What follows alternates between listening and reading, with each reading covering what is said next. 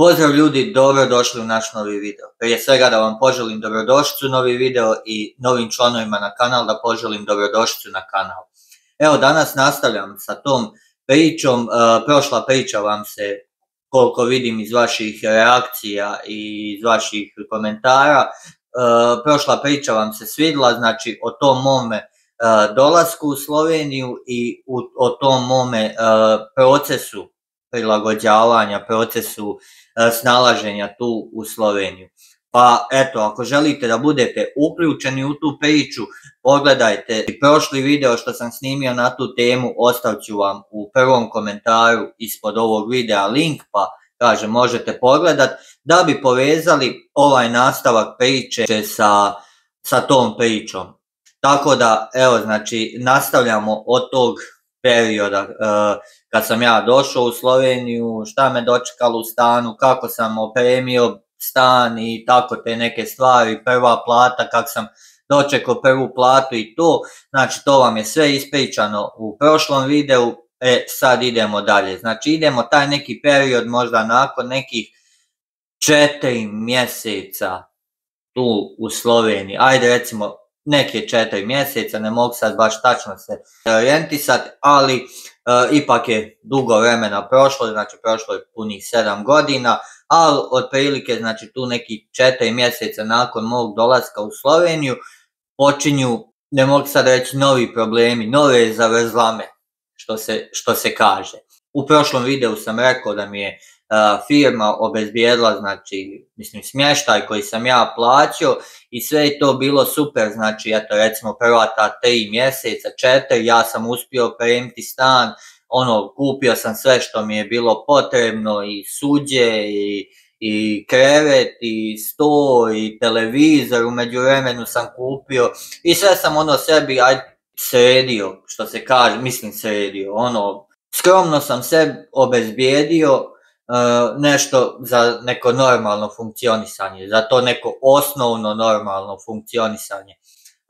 I dolazi situacija da, pošto mi smo imali, znači, vlasnika, gazdu, koji je imao direktora firme i taj direktor firme, faktički, pošto je to bio stan od firme, u vlasništvu firme, faktički taj direktor, ne vlasnik firme, da me pogrešno ne shvatite, već direktor te firme je faktički upravljao sa tim stanom i određivao i visinu kirije i sve ostalo, znači, što ide sa tim. Znači, sve moje obaveze oko stana, faktički on je odlučivao.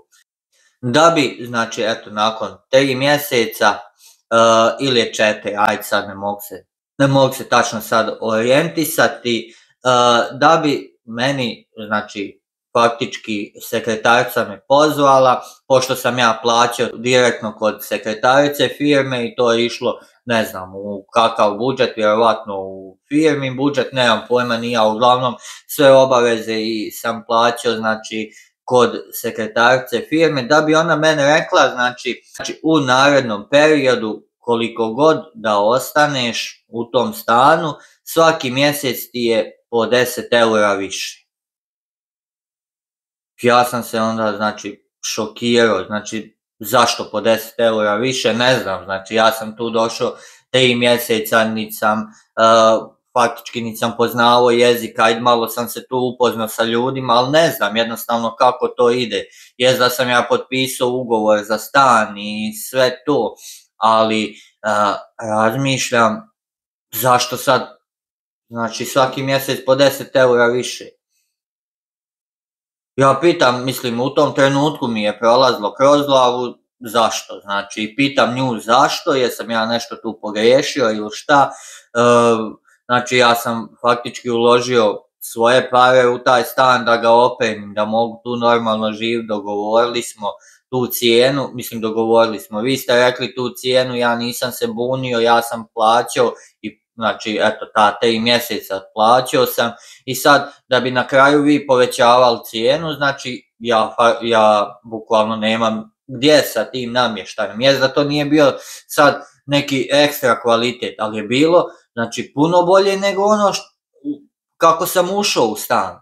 U međuvremenu, da, i to sam zaboravio reći, u međuvremenu veš mašina koja je bila u tom stanu, u međuvremenu mi je crkla, bukvalno kupio sam novu sa garancijom veš mašinu, znači i meni je to bilo sad žao da mi to ostane unutra, jer ja nemam gdje sa tim. Razmišljam, ona bez ikakvog obrazloženja meni kaže kao samo direktor je tako odlučio. Nemam pojma, znači da li oni imaju, možda vjerovatno imaju rezervni ključ, možda su bili gore u stanu, možda su vidjeli, znači da sam ja to sad opremio i da faktički mogu nekome drugome za veće pare, ne znam, iznajmiti i to. I to je možda neki trenutak gdje sam ja možda pomislio, stvarno, znači ovo nema smisla, kupim svoje stvari, idem kući. Razumijete o čemu pričam. U mojoj glavi sav taj neki trud i moja patnja u tih prva 3-4 mjeseca, znači dok to nisam sve sredio, sad to bukvalno sve pada u vodu. Nije to meni zbog 10 eura, da sad budemo jasni, ali sad ti mene da uslovljavaš, znači ako smo mi nešto potpisali, jest da je bila cijena ta 2016. godine, jest da je bila cijena ta od 120 eura i sve to stoji, ali generalno tako su se u tom periodu cijene i kretale za takve, na primjer, garsonjere. Jer sam ja i gledao već oglase i sve to i bukvalno tako su se cijene, znači, kretale od 120 do nekih, ajde recimo za to je bilo, znači, nekih 27 kvadrata sa balkonom, znači jedna soba, u sklopu sobe je bila i kuhinja i malo kupatilo i mali balkončić, znači to je sve što je bilo i u to vrijeme je bila to ta cijena, znači od nekih 120 do 150, ajde recimo 180 eura, baš što se tiče Maribora. I sad, znači, ja razmišljam, znači, ajde, nebitno, plaću ja sad idući mjesec, jer je u roku par dana dolazila i da platim i kiriju, plaća ovaj mjesec, znači, 10 eura više, znači, to je odmah 130 eura. Sada ostanem, znači, još mjesec, to je 140. Idemo, znači, razmišljam, znači, to ode u nedogled. Stvarno nema smisla. I tako nešto kroz priču sa jednim radnim kolegom, baš, znači, upoznao sam stvarno dobrog čovjeka koji mi je baš puno pomogao u životu, bar u tom periodu mojih početaka tu u Sloveniji, bio je tu i stvarno dosta mi je pomogao i ovom prilikom, znam da prati kanal, ovom prilikom ja mislim da će se prepoznati, jer jedino sam njemu rekao za tu situaciju i sad eto vama pričam i prepoznat će se on u ovoj priči i ovim putem želim da mu zahvalim do neba i da kažem, znači, možda je to čovjek koji me na neki indirektan način odgovorio da ostanem tu i da ostanem tu u Sloveniji generalno. I tako, znači, uđem u priču sa njim jer sam mu puno vjerovao i stvarno čovjek me nikad nije iznevjerio što se tiče toga i pričam tu situaciju sa njim, ošli smo, ja mislim, poslije posla na kafu ili tako nešto, nemam pojma, i kaže on meni, kaže, ne dozvoli da te neko pravi budalom, eto, bukvalno tako mi je rekao, ne dozvoli niko da te pravi budalom, otiđi, i sad on meni kaže, znači, otiđi u samski dom, ima tu samski dom što iznajmljuje sobe za radnike dok nešto ne nađeš drugo. Znači, ne dozvoli, znači, da oni budu taj faktor i da te oni, znači, izbaci iz tvojih ciljeva, tvojih planova kad si već došao ovdje. Otiđi, uzmi sobu, znači, u samskom domu, faktički nešto bolje ne nađeš.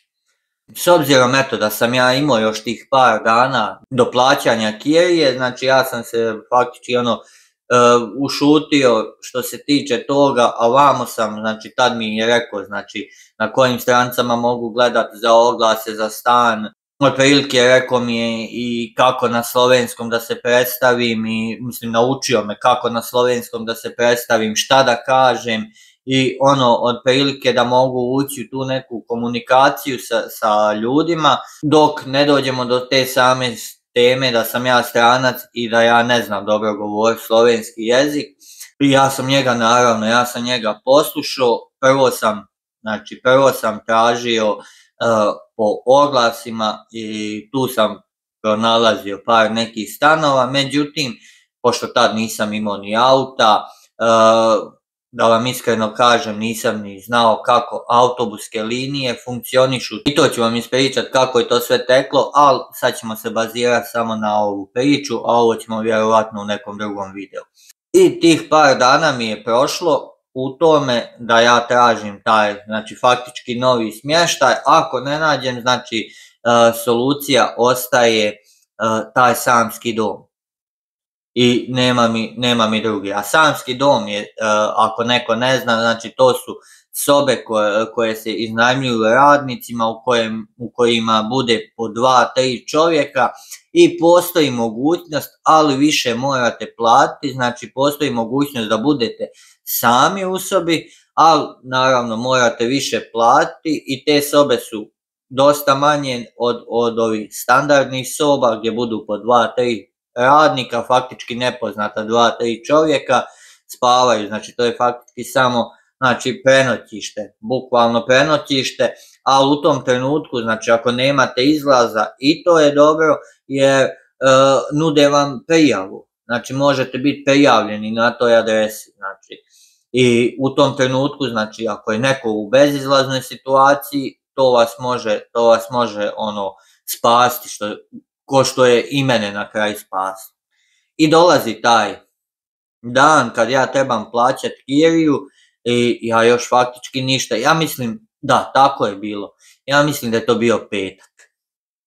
Jest, bio petak i dolazi dan kad sam ja išao platiti tu kiriju i mislim idem ja gore, se kirija plaćala unaprijed, idem ja kod te sekretarice, da faktički da joj kažem da ja se iseljavam iz tog stana, da neću nastaviti biti u tom stanu. Ja kažem ako može, znači ako vas mogu zamoliti samo do ponedjeljka da vratim ključ, pošto trebam preseliti se u drugi stan, sad ja tu nešto izmišljam vamo tamo, trebam se preseliti u drugi stan, a ja faktički još nisam ni kontaktirao samski dom, nemam pojma da li ću moći tamo ili neću moći tamo. Ali dobro, u tom trenutku, jer je to trenutak kad se meni sve miješa u glavi, šta da tačno napravim. Znaš, ovaj me vamo dobro savjetuje, a ja opet nisam, znači ni na nebu sam,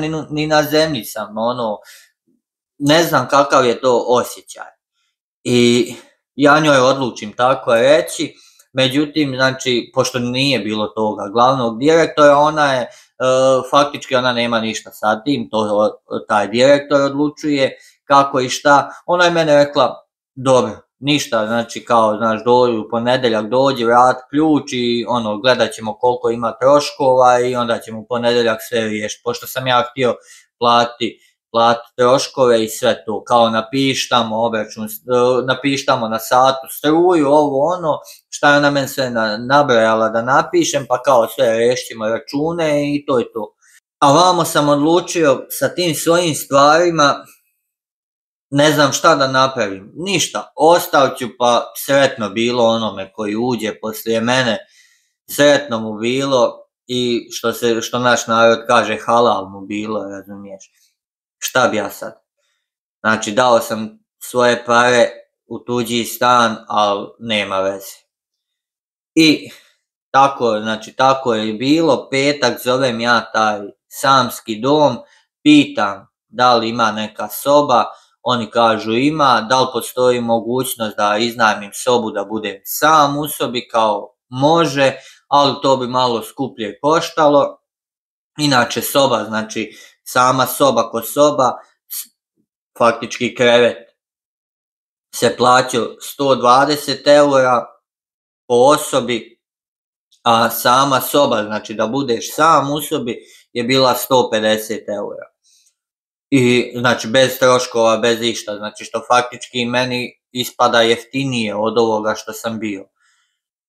I znači ima i grijanje, ne plaća se struja, ne plaća se održavanje zgrade, ovo ono, i meni znači na kraju ispadne jeftinije nego ovo što sam imao. Ali dobro, mislim ja nisam znao kakvi su to tamo uslovi, razumijete? I ništa, ja nazovem, znači petak dogovorim to da ću uzeti samu sobu, dogovorimo se da ću subotu nesem te svoje stvari i da faktički subotu se uselim tu, da platim subotu i subotu da se uselim tu. I pošto, znači meni je rečena ulica gdje trebam doći, međutim eto ja sam u tom nekom svom bunilu u Google mapama napisao Samski dom. I gledam ja, znači meni nešto čudno, kad sam upisao Samski dom, meni je tu nešto čudno, jer pokazuje mi samo koliko 400 metara, znači da imam pješke. Ja znam da sam obilazio tuda i da nisam ja faktički nigdje tako nešto primijetio, ili da piše, ili tako nešto. I idem ja po tim svojim Google mapama, vučem one svoje kofere, nosim stvari i gledam kud idem i pokazuje mi, kaže samo ravno idi i to i to. I dolazimo do te situacije, znači ako sam vam pričao da sam ja umjesto Samskog doma došao tražiti smještaj i sad mi je smiješno, u starački dom. Znači eto, slika, dolazim ja pred jednu zgradu, onako fina zgrada, mislim, okolo zelenilo, iza neki parkić, klupice, cvijeće, pogledam, znači onako građevina, fina fasada, na njoj balkončići, cvijeće na balkončićima. Ja rekao, pa ovo je super, znači ako ovako radnici žive ovdje, znači ovo je, mislim, ideala.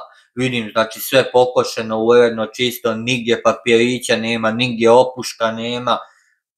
Ovo je, znači, idealno. Iza poseban parking, nema nešto puno auta, znači nema neke ni gužve, znači kontam, od ovog mi ništa bolje i ne treba, ako ćemo realno onako gledajući. I ulazim ja, mislim, sa onim svojim koferom, vučem ja onaj svoj kofer, ulazim ja, vidim tamo piše recepcija i dobar dan, ja sam vas zvao, znači da iznajmim sobu za boravak tu. Mene onako žena začuđeno gleda, znači kaže kao gospoda, ali ste vi kao prišli na pravi naslov, ne znam sad tačno kako je ona to rekla, ali uglavnom ja sam razumio da ona nema pojma o tome da sam ja zvao i da sam ja rezervisao sobu. Ja još jednom ponavljam, da, jučer sam vas zvao kao da rezervišem neću sobu, znači skupnu sobu gdje bude 2-3 čovjeka, hoću tu sobu da budem sam. I ona je tu znači sad ukapirala šta ja hoću i da sam ja stranac i sad je ona znači okrenula pričat, znači približno da joj ja razumijem sve, da mi ona objasni da sam ja umjesto u Samski dom došao u dom za penzionere. Faktički to se tako i ovdje zove, znači Samski dom, to su oni ljudi, znači penzioneri. Dom za penzionere, razumijete, ako nema se ko brinti o staroj osobi pa ga dadnu u taj dom ili šta ja znam. Znate, da vam ne objašnjavam, znate o čemu se radi. I ona je to, vidim ja na njoj da je njoj smiješno, a meni znači, kad je ona meni to rekla, ja mislim da je bila mogućnost da rukama ovako otvorim zemlju dole da bi ja propao i upao u zemlju. Znači koliko mi je bilo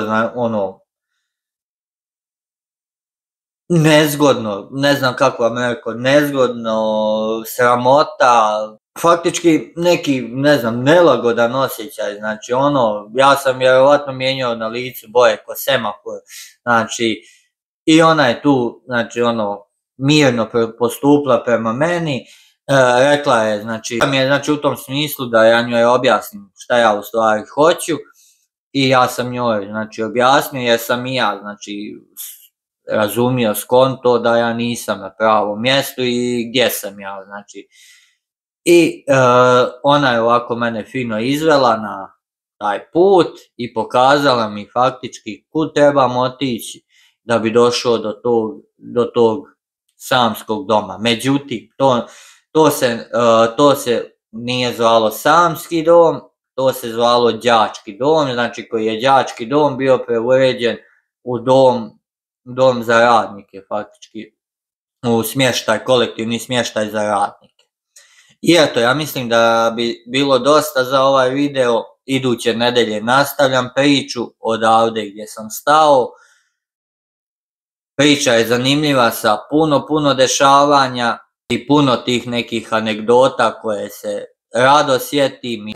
Znači i dan danas sjećam, pa tako da stavite jedan like na ovaj video ako želite da nastavim ovu priču iduće nedelje. U idućem videu, ako ste novi na kanalu, zapratite naš kanal, stavite jedan like na ovaj video, znači vas to sve ništa ne košta, a meni to, znači kao nekome ko snima, ko objavljuje, za vas ovaj sadržaj, meni to puno znači. Tako da to bi bilo to od ovog videa, pa se mi vidimo i čujemo znači u live-u i iduće sedmice u videima. 99% videi će ići iduće sedmice svaki dan.